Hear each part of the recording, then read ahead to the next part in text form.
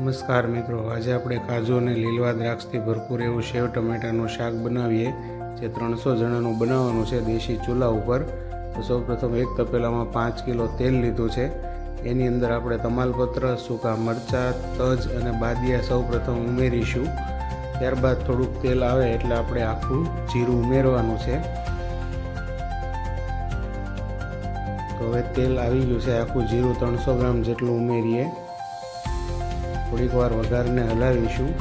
પછી આપણે 1 કિલો મરચાંની પેસ્ટ બનાવી છે, મરચાંની પેસ્ટને ઉમેરી દઈશું.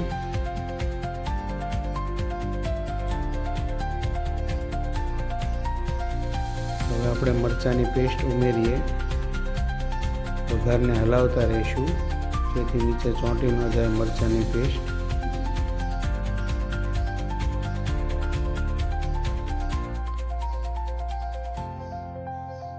હવે આપણે 25 કિલો ટમેટાં લીધા છે, એમાંથી અડધા સુધાર્યા છે, અડધાની ગ્રેવી બનાવી છે. તો એ ટમેટાં ઉમેરી દઈએ.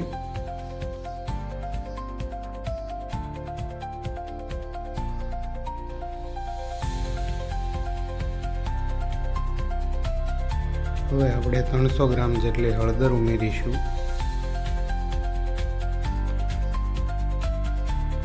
હળદર ઉમેરાઈ ગયા બાદ આપણે શાકને થોડીક વાર ચડવા દઈએ. પછી આપણે મરચું ઉમેરીશું.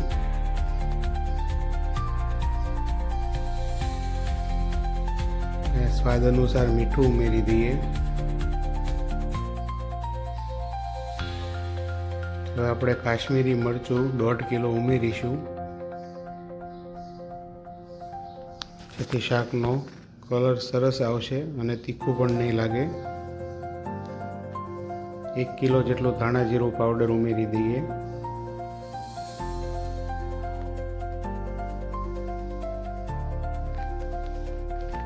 હવે આપણે શાકને ધીમે ધીમે હલાવીશું જેથી મસાલો નીચે ચોંટી ન જાય.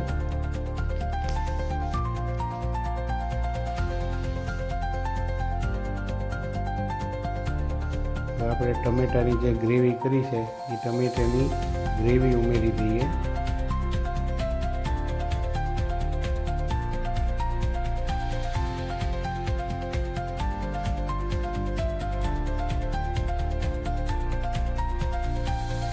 ગ્રેવીને હવે આપણે સરખી રીતે મિક્સ કરીએ.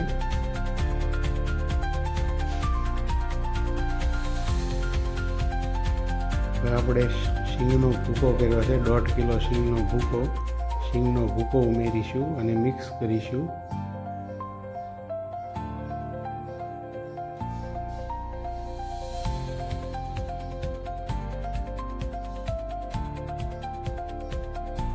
હવે આપણે 1 કિલો જેટલા કાજુ ઉમેરીએ.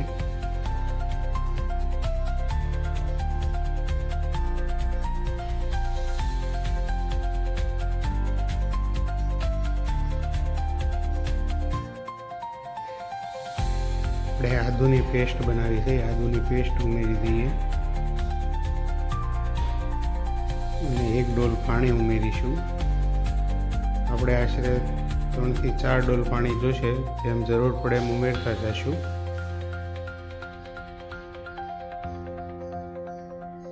હવે આપણે લીલવા દ્રાક્ષ 1 કિલો ઉમેરીએ.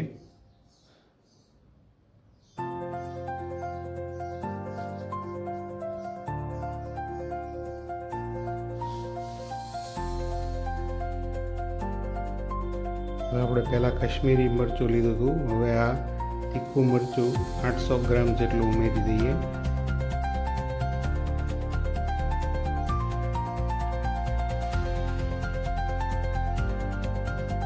હવે શાકને થોડીક વાર આપણે ચડવા દઈશું.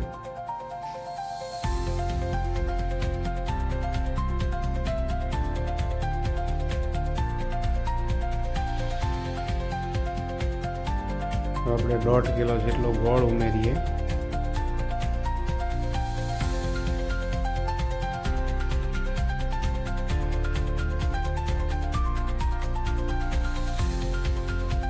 આશરે 1 કિલો જેટલું ટોપરું ઉમેરીશું.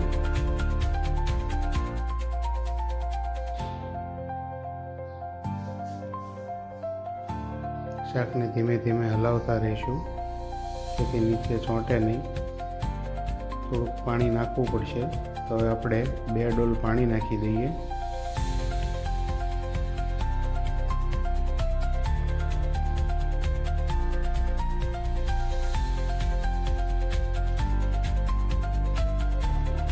એક કિલો ખાંડ ઉમેરીશું.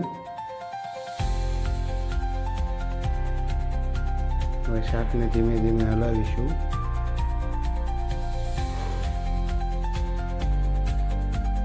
હવે આપણે 4 કિલો જેટલી સેવ લીધી છે, એ 4 કિલો સેવ ઉમેરી દઈએ.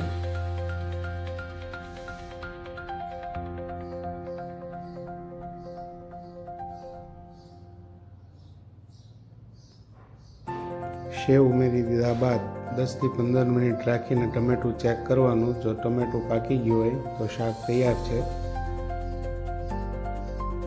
હવે આપણે તજ, લવિંગ, બાદિયાની પેસ્ટ બનાવી છે એ ઉમેરીશું.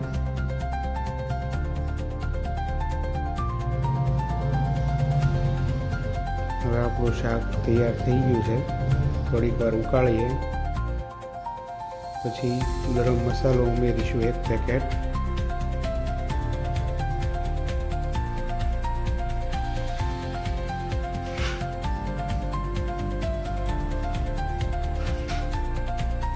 એક પેકેટ ગરમ મસાલો ઉમેરી દઈએ.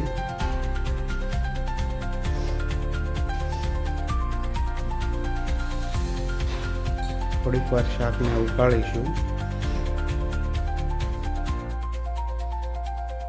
લગભગ શાક તૈયાર થઈ ગયું છે. કોથમરી ઉમેરી દઈએ. મિત્રો, કેવું શાક લાગ્યું એ જરૂરથી